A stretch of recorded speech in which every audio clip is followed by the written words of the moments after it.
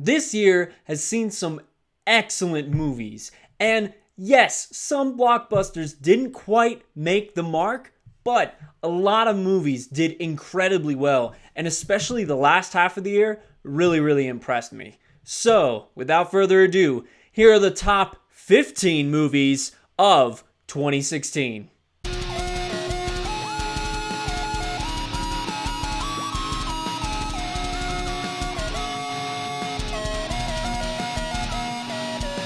Number 15, The Nice Guys. Yes, this movie by Shane Black was a really underwhelming movie in terms of box office numbers and how much it sold. However, I think it was critically underwatched this year, as it was a great surprise to me. I confess, I even missed it in theaters. But Ryan Gosling and Russell Crowe made a great comedic duo. The classic straight man with the funny man, and it worked really well for this movie. Add in that classic Shane Black kind of like mystery and intrigue, but with that like craziness that he always puts in his movies, and it was one hell of a time. Nice Guys is definitely worth a watch this year if you haven't seen it yet. Go check it out. Number 14, Zootopia. Disney's animated movie that started off this year was a bit of a surprise to me. I saw some of the trailers for this and I thought it could be good, but I wasn't extremely confident in it. When I watched the movie, I was impressed with how much social commentary it had to say and a really apt view of our own society to date. Great message, a lot of great performances coming from Alan Tudyk, Octavia Spencer, Idris Elba, J.K. Simmons. There was a star-studded cast here, and like I said, the message is just so good. It's amusing, it's heartfelt, it's just a great animated movie. And for one that's not done by Pixar, very impressive. So go see that immediately. Number 13, Doctor Strange. Scott Derrickson's take on the classic Marvel hero was a very good time at the movie. It was a bit of a gambit, much like Guardians of the Galaxy back in 2014, but this one, now that Marvel has proved that it can do pretty much anything, naturally got a blank check, and they had some insanely cool special effects in this movie, and holy crap, was it a fun time to watch, if nothing else. Yet, I do think this movie had a lot to say on its very interesting protagonist, Doctor Strange. Loved Mads Mikkelsen. I like Tilda Swinton. I even like Rachel Adams. But the best part of it for me was Chiwetel Ejiofor. Just as always, he shows up and he's a sight to behold. I think we're going to get a lot more interesting things when it comes to his character in later Marvel movies. Number 12, Moonlight. Moonlight was a very interesting indie that came out towards the latter half of the year, directed by Barry Jenkins. And this movie really told an interesting story about a child that has to deal with a lot of growing and changing of sorts of his own body, but also dealing with being a gay man in a culture that normally seems to repress those types of urges. This movie really draws to light the plight of being one's true self in a culture of adversity. And it's got a smart message to say on what it takes to be a man. And I'm not saying that in like the male domineering sense, but be your own man is what I'm meaning. This was a really good film. It's got great performances by Mahershala Ali, Janelle Monáe, who had 2 terrific roles this year, and then followed that up by Ashton Sanders, and you've got a good movie. Ashton Sanders is not a name that many people recognize right now. He's a younger actor, but I think he was really the biggest surprise of this movie, and his role as Chiron was good. I had, I guess, a bit of problems with pacing maybe for this movie for me, but it seems a small complaint compared to the larger message that the movie is sending to you, the audience, at the end of the day. Number 11, The Jungle Book. So I know what a lot of you are going to say. Some people were giving me a hard time earlier this year when I said that this was better than its original version, but I've got to tell it like it is. I think this movie was very impressive on a visual degree, but also an acting one too. I love Neil Sethi, I hope I'm saying that right, in his role as Mowgli, and I was very impressed with him. But not only that, but the star-studded cast we had here too. Ben Kingsley, Bill Murray, like it goes on and on and on. It really was a sight to behold. Add on to the fact that Jon Favreau, this was like a passion project of his, and I really felt that he did his damnedest to make sure that he got this authentic feel of that version we knew as kids, but took it in a really, really brilliant way towards the ending of the movie, and in my opinion, had a better ending and a more satisfying ending to the original movie. I loved what they did here, as it was always my biggest gripe when I watched that movie as a kid. And now they changed that ending, in a way that I always thought was right for Mowgli. Number 10, Hell or High Water. This movie was directed by David Mackenzie, and while I'm not actually really familiar with his work, this is the first movie that I've really seen of his. It's a modern take on a cowboy, like, Wild West epic, but it's set in today's day. It was really, really cool. I never thought that type of a movie would work if you modernized it, if you took it out of that 1800s setting. But this one did. It kept up with the tropes, and it put it in a really fresh way. And it introduced two interesting, I guess you could call them anti-heroes.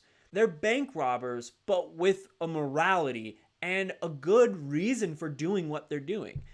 Ben Foster and Chris Pine were excellent in these roles. They were great brothers, and they had a really cool story completion. And with the way it ended with Jeff Bridges, I was just floored by everything that this movie had to say.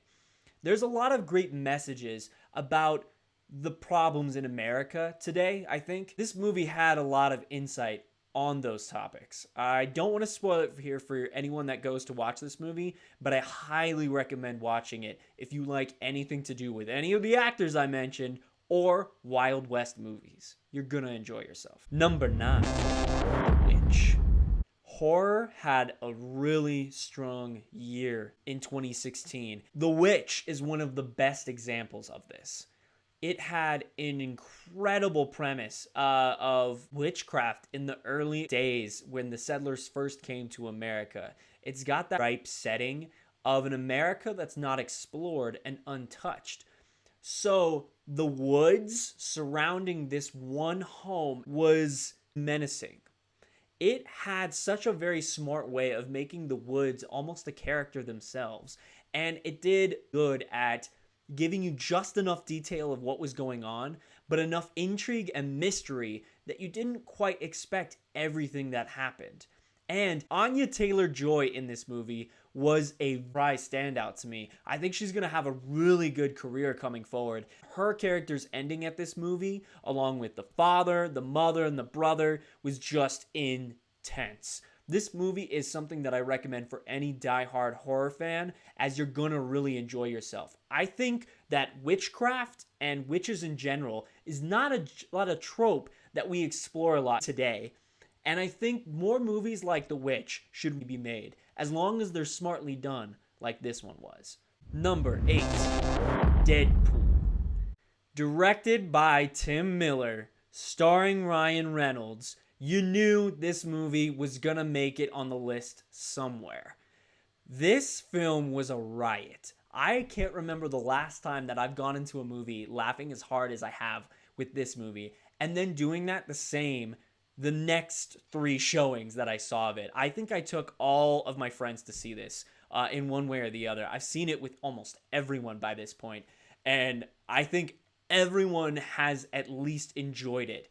Maybe some didn't love it like I did, but I can't see that anyone came out of this movie without having a huge grin on their face. Ryan Reynolds nailed it as this Deadpool character, and thank God after that X-Men Wolverine's origin travesty that we had of his character back in the day.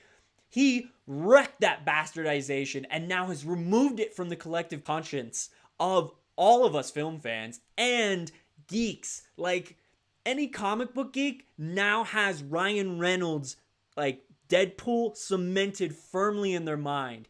And it made them, the hardcore of all of us, very, very happy with it. I came out of it and I remember talking to Zane, our big comic guy, and he was like, yes, yes, yes, This is Deadpool. And that's when I knew that it was gonna hit on all fronts for everyone across the country.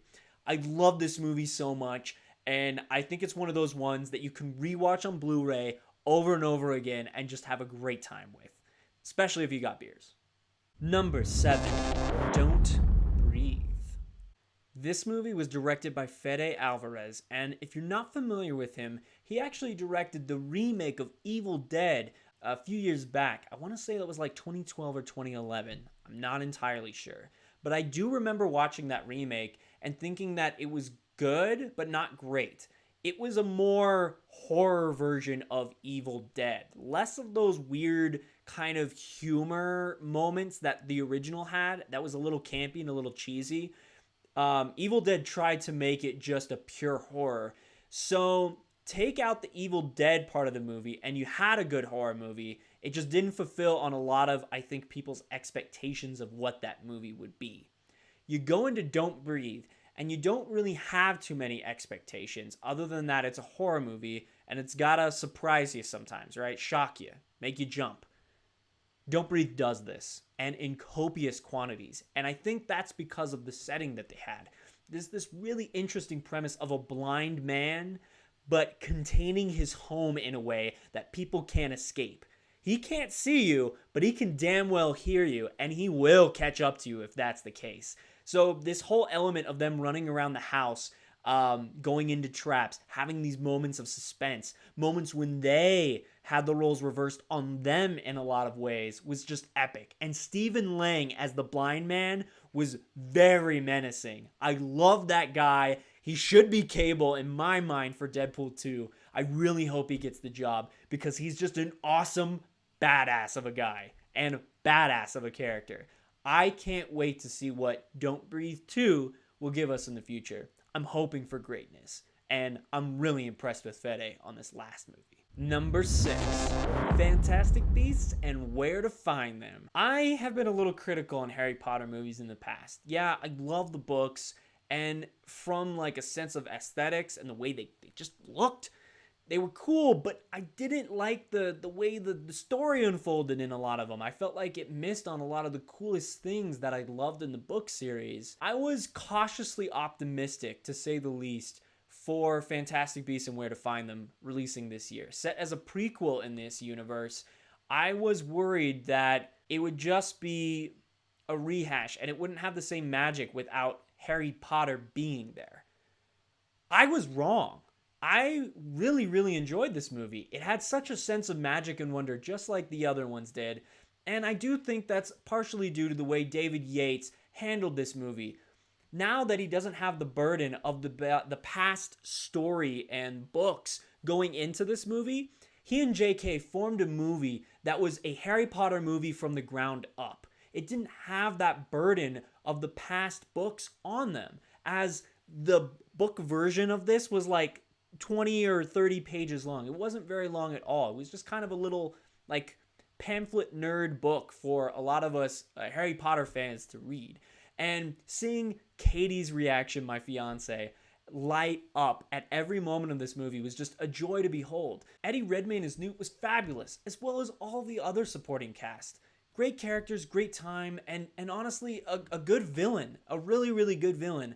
I'm a little upset with what they did with him at the end of the movie, and I'm a little dubious of where we're going with that character in the future, but I'm willing to give it the benefit of the doubt, as this movie really surprised me, and it was a great time at the movies. Number 5, Captain America Civil War. Yes, this movie is still holding strong in my top 15 for the year, and there's no surprise here. We had great scenes of dramatic tension, political intrigue, following that spy trope that the Russo brothers set in their last film. They continued that forward here, and I think they did an excellent job of incorporating an Avengers scale movie, but keeping it focused on Captain America still at the end of the day. I remember everyone going into this movie worried that we were going to just get an Avengers movie here and it wouldn't be a Cap movie.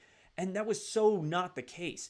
Captain America and Chris Evans shine here, and they just remain resilient. That's Captain America's strength. He fights for freedom. He fights for choice. He fights for like the right things in America. And that's what this movie really gets forward. But it does give Robert Downey Jr. and Iron Man a chance to actually remain really interesting antagonists for the movie because they have a justification for what they're doing too. And I think that's what fans were really worried for in this movie, that maybe one side would be too stronger than the other. But I think both made enough sense morality-wise for you to get behind what they were doing, at least in their minds. I still think at the end of the day, though, it was clearly a Cap movie. He was clearly on the right side of the path. And man, those showdowns between them were epic all the way up to that final finale. And God, we can talk about that airport scene all day long, and I'll just lose my mind. So many great things in it. Spider-Man coming back into the fold, everyone falling in love with him, and still loving the characters that they had grown to love in the past movies that we've had with the Avengers. I just love this movie. There is very few things to gripe about here, and it feels like you're getting nitpicky when it does come down to brass tacks of it all. Great time at the movies. Go see it immediately if you haven't already, but I'm sure you have. Number 4, Star Wars Rogue One. Star Wars story. As you can see, I still have a bit of a problem with them being called Star Wars stories. I really did like that anthology idea. But let's get that aside because what a fun movie. When you hear Star Wars prequel, you immediately think of a lot of the mistakes of George Lucas's episode 1, 2, and 3. Yet, while having some problems in this movie, and I admit I'm not one to completely gush over the entire movie like a lot of fans are, I still really, really loved it. I still really liked it. And it was strong enough as a Star Wars movie to me to still remain in the top spots. Although, just like Force Awakens, I still can't get it in those like top tiered. You know, it's like it can't get to my number 1. And I really want it to be because I'm such a big Star Wars fan. You could tell that Gareth Edwards was such a fan of the Star Wars universe altogether. The way it tied into the original movie, everything that it had to do with its characters having complete story arcs. Felicity Jones, Diego Luna, Alan Tudyk, Donnie Yen, Ben Mendelsohn, Riz Ahmed, Mads Mikkelsen. It's just insane. This cast was insane, and I think all of them did great jobs in their roles, and they looked like they had such a fun time doing it.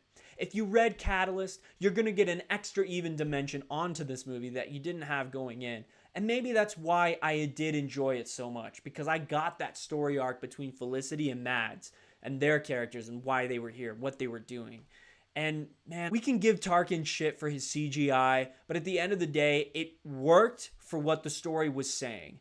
It was a bit off-putting, as well as that last part in the end, but goddamn, did I not enjoy that moment. You know which moment I'm talking about. That sells the movie, even if the movie had not been that great in the beginning. And it just blew my freaking mind. Every Star Wars fan wanted to see Vader in the way we saw him in the movie, and we got it. We got the Vader that we imagined in our dream of dreams. It was just so cool. So my inner Star Wars geek was satisfied, to say the least. Number 3, Swiss Army Man. I know that this is going to be contentious being as high placed on the list as it is, but you know, I really love new, interesting premises for movies, especially in the movie theater. I like being surprised and I like having new ideas, especially ones that work. Look, when someone throws around this concept of a guy that's gonna kill himself on a stranded island, a floating corpse shows up, and it has weird mystical powers and helps him get through his own demons, it's an odd premise to say the least. And I know it's not a movie for everyone, but I loved this movie. It has charm, it has wit, it has Paul Dano playing this very sympathetic, sweet, yet oddly creepy guy, and then we get Daniel Radcliffe playing this really odd corpse, like that the corpse persona, if you can call it a persona, was like this naive boy having to grow up. And it's weird because Paul Dano had to explain things to Daniel Radcliffe's character. And through explaining these things, realized and learned things about himself. I think that element is something that is really understated when it comes to people talking about this film. It was very human in the way that it approached things. This is the Daniels, the people that did this, their first movie, and it was after they had done music videos. So when you get the epic moment at the beginning of this movie with the song Montage, that is a montage, it was joyous. And we're going to go into another reason why these big moments at the beginning of movies work so well when we get to the number one. But it was just a lot of fun to watch in the theaters. And like I said, it's just so witty and clever. And I love seeing Daniel Radcliffe, especially in new roles where he gets to challenge himself. Because I think out of a lot of actors this year, he's really shown me a new side to himself. And I think we're getting those new things for him. And I can't wait to see what his career unfolds to be in the future. Go watch this movie. Number 2, Hidden Figures. Just to preface this, I did include 2 weeks of 2017 in this list as well, as I wanted to give some indies a chance for me to catch up on, as I missed a few and some were in limited release. So I wanted to include some of these Oscar bait movies into here to give them a chance and to make sure that they got the light of the day on the list that I'm presenting here to you today. And man, Hidden Figures is worthy of it. I'm so glad I waited my list to get this film in along with a few others because this movie was important. It told a really uplifting story of African American women growing and becoming strong. And maybe becoming strong isn't the right word. I think they were strong always to begin with. They just didn't let society push them back down. And that's what I loved about it. Some people say it's cheesy. It could be interpreted that way, but I thought it was triumphant. That's what I got from this movie. And when you put in these excellent performances by Octavia Spencer, Taraji P. Henson, and Janelle Monáe, who again, I can't stress enough, is so BA in this movie, it's just great. I'm so happy that Theodore Melfi got a chance to tell this story, and I'm so happy that we got to watch it. And I'm proud of the American viewing public. It was number 1 on its release weekend. I can't thank you enough that you went out and supported this film because it's really, really important. Go see it if you haven't seen it already. Number 1, La La Land. Was it any surprise? Look, I know a lot of people want to give this movie flack right now for the amount of awards it received on Golden Globes, and I'm sure the amount of awards that it will receive for its Oscar nominations. But come on, this movie was so fun to watch, and it really told a human story about dealing with one's choices, sacrifices, and dreams in their life, including those that they love next to them. And it tells a story that I don't think we see enough in movies today, especially ones that feel honest. And this one really did feel honest. It felt authentic. And you add this really awesome musical combined with jazz, and you get Damien Chazelle coming back after Whiplash and giving us such a great movie and a great time. Ryan Gosling, Emma Stone, in yet another movie where they get to showcase how freaking good they are on screen together. It's just awesome. It's just freaking awesome. And I will be singing that opening number from the beginning of this movie every day until the day I die. I swear to God, I put this thing on repeat for the first 2 weeks after I saw this movie. And I've only seen it once. I don't know what's going to happen to me when I start watching it on repeat all the time, because I really adore this movie. It is number 1 in my mind because it just brings back together everything that I love from the cinema and everything that I used to love from the Golden Age movies that I used to watch as a kid. Fred Astaire dancing and it just Frank Sinatra type vocals, and it's just so freaking good. I crush on this movie because I love it so much, and it really is everything that I want in a movie theater experience. I loved it. I loved it, loved it, loved it.